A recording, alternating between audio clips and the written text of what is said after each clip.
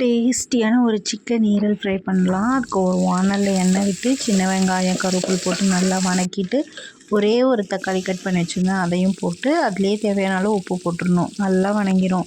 இன்றைக்கி தமிழினி தான் உப்பு போட்டாங்க.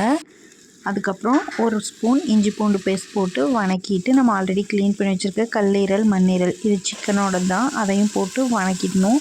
ஆல்ரெடி உப்பு போட்டதுனால உப்பு போட தேவையில்லை. இது கொஞ்சம் நேரம் மூடி வச்சிட்டோன்னா அதுலேருந்தே தண்ணி வரும். அது நல்லா வதங்கினதுக்கப்புறம் கொஞ்சம் மஞ்சள்தூள், ஒரு ஸ்பூன் மிளகுத்தூள் போட்டு கொஞ்சம் நேரம் மூடி வச்சிடணும். அது நல்லா வெந்துடும். வெந்ததுக்கப்புறம் பார்த்தா அதில் ஒரு சூப்பரான ஒரு கிரேவி கிடைக்கும். அந்த கிரேவி காரம் இல்லாமல் நல்லாயிருக்கும். அது சின்ன பசங்களுக்கெலாம் கொடுக்கலாம். அதனால் நான் ஒரு கப் எடுத்து வச்சுட்டேன். அதுக்கப்புறமேட்டு நமக்கு தேவையான அளவு கொஞ்சம் சிக்கன் பொடி போட்டு அது நல்லா ட்ரை ஃப்ரையாக மாற்றிடணும். அவ்வளோதான். இது செம்மையாக இருக்கும். வேணால் ஒரு டைம் ட்ரை பண்ணி பார்த்துட்டு சொல்லுங்கள். சாப்பாடு டிஃபன் எல்லாத்துக்கும் அட்டகாசம்.